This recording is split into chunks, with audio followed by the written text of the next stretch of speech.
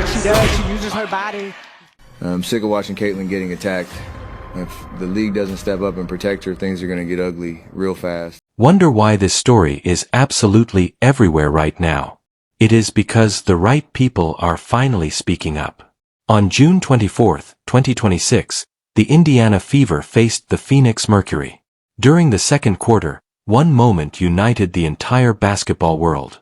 NBA, WNBA, fans, analysts, coaches, everyone was in total unanimous outrage. Alyssa Thomas shoved her fist into Caitlin Clark's throat while she laid defenseless on the floor. The play was dead. The entire basketball universe reacted with one voice, including Steph Curry.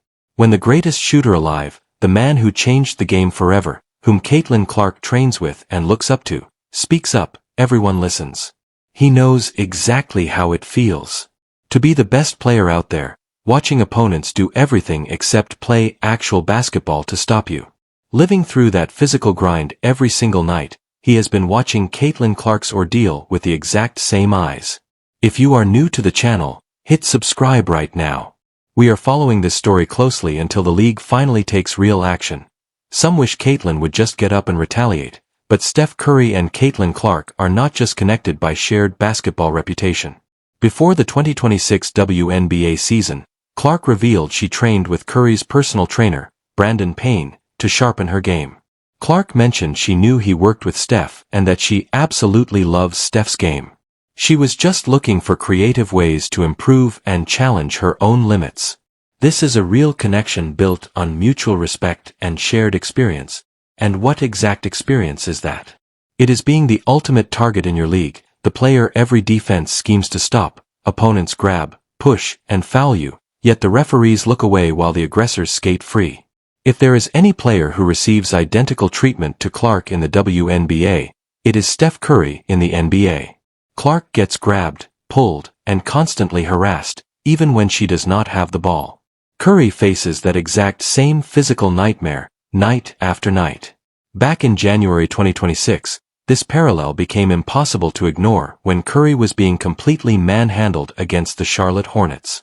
Clark even commented on a clip of Curry's rough treatment, pleading for people to stop grabbing him because everyone wants to see him hit 12 threes a game. Oh man, Caitlin she's a beast, man. Like, and they love her. So I'll probably say Caitlin Clark. I love Tyrese, but she's another level in terms of just love. Analysts immediately saw through the comment. Basketball analyst Robin Lundberg pointed out that very connection. He noted it almost felt like Caitlin Clark was secretly speaking for herself by saying that about Steph. So when Alyssa Thomas shoved her fist into Clark's throat on June 24 and walked away without a whistle, Steph Curry did not just see a WNBA clip. He saw a mirror. He saw the pure physical brutality elite players must absorb simply because they cannot be stopped cleanly.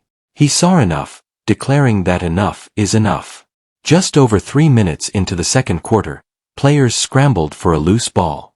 That part is just typical hard-nosed competitive basketball. But after the ball was gone, Thomas dug her fist right into Clark's neck while she was still lying flat on the floor. Then Thomas coldly stepped right over her. No whistle. The ball was gone. The play was dead. Clark lay helpless on the hardwood. Thomas pressed her fist into her throat, then stepped right over her like she was absolutely nothing. Slow-motion replays confirmed it. While Clark was down, Thomas drove a knee into her thigh, then jammed her fist into her neck. That is 2 dirty hits on a defenseless player with a referee watching from the baseline. 0 whistle. Clark later left the game with a back injury and never returned. The league's biggest star was forced out because nobody would blow a whistle. Fans absolutely erupted, refusing to let this slide for even a second. A warning from one fan on social media declared the officiating is completely out of control, and if they are not careful, their biggest superstar is going to get seriously hurt. With there's a lot of rhetoric behind her that she really has no control over, and I think that the way she handles that is just amazing. Like, I think when it comes to the game of basketball, like, she's probably top 5 most famous people that are playing right now, just in general. That includes. Others were even more blunt. One user posted that if Clark claps, she gets a technical, but Thomas punches her in the throat and it is fine. They called it a joke and demanded an immediate tech. Another fan called the refs a joke, adding that this is nothing new, and Alyssa Thomas has played dirty for years. A third post called her a dirty player, while a casual viewer who does not even follow the league was left completely stunned. They admitted they do not usually watch WNBA games, but tuned into this specific matchup, wondering if this violence was normal for her. That outside reaction is huge. That is a brand new viewer tuning in to their very first game. And the very first thing they witnessed was Alyssa Thomas jamming her fist into Caitlin Clark's throat without a single whistle. You want to grow the sport and build mainstream credibility? That is the exact impression you leave on a new fan. A fist to the throat. Keep playing. It is wild how the league allows the most important, popular, and influential player in its history to be treated like complete garbage. Caitlin Clark deserves better. Outkicks John Rood posted. Subscribe right now if you want us to keep calling out this behavior. Barstool Sports founder Dave Portnoy put it simply, asking what we are even doing here. Calling it a brutal, cheap shot, Sports Illustrated's Robin Lundberg demanded immediate action straight from the league office. Lundberg wrote that the WNBA must suspend Alyssa Thomas for the dirty play she made against Caitlin Clark. Former WNBA star Stacey Dales dropped 5 words that hit like a hammer. This is pathetic, not even loose ball worthy. The league needs to review this. It was completely uncalled for. And they got what they wanted. Clark was out for the game. They got exactly what they wanted. That is from Stacey Dales, an analyst and former player. That single sentence should send the league office straight into an emergency session. We have criticized Stephanie White before, but she deserves full credit for her post-game presser. She showed up with pure fire and aimed it exactly where it needed to go. White told reporters she had just seen the play. She was not sure if it hurt her or not, but called it egregious, especially since there was no whistle. She only heard about it at halftime. She brought it to the refs at halftime, yet they still got hit with 11 fouls in the fourth quarter to the other teams too. They still shot 24 free throws in the second half. You're aware of what happened 2 nights ago? And that still happens? What? Absolutely unacceptable. No, she didn't, dude. Absolutely You just unacceptable. cursed? And the reckless closeout that they actually reviewed, and the foot still comes down on top of the defender's foot that wasn't upgraded? Absolutely disrespectful. She kept going. First, you have to call that. It is absolutely egregious and disrespectful. Second, you know exactly what happened 2 nights ago. And yet, it still happens. Completely unacceptable. She then dropped what should be the quote of the year, a fist to the throat is crazy, it is dangerous. Then there is the landing spot. They went to review it and she still lands on another foot. To me, that is like getting a do-over on a test. How do you screw it up again? It was a total do-over, and they still failed. White finished. We have a generational talent and a superstar who just took 2 cheap shots that went uncalled.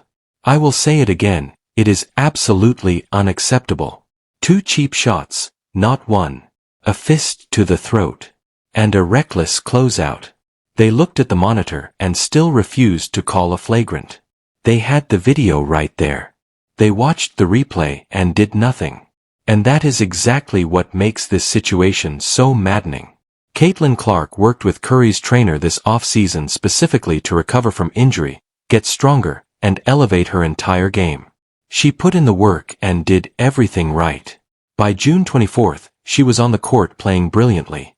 Then, a fist hit her throat, a body drove into hers, and she left with a back injury. This is not random. This is not some one-time incident.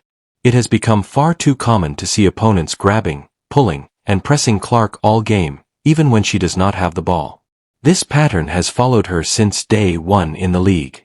Now, it is escalated to a fist to the throat with a ref standing right there.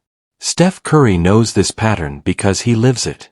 The best players in any sport attract this treatment. But in the NBA, or any league protecting its stars, there are real consequences. Flagrants, ejections, suspensions. Yet the WNBA looked at this and walked away. That is the real scandal, not just the cheap shot or review that led to nothing. The WNBA could look into this and hand down discipline could. That one word should terrify every fan because could is not will. Until could becomes will. Caitlin Clark is not safe on that court. Everyone from Steph Curry to fans watching on their phones at midnight is asking the exact same question today. Will the league finally suspend Alyssa Thomas? If they do not, what message does that send to every player looking to take a cheap shortcut against the best in the game? Let us know in the comments how many games should Thomas be suspended? Do you think the WNBA is even capable of protecting Caitlin Clark, or has this gone way too far? We want to read every single comment.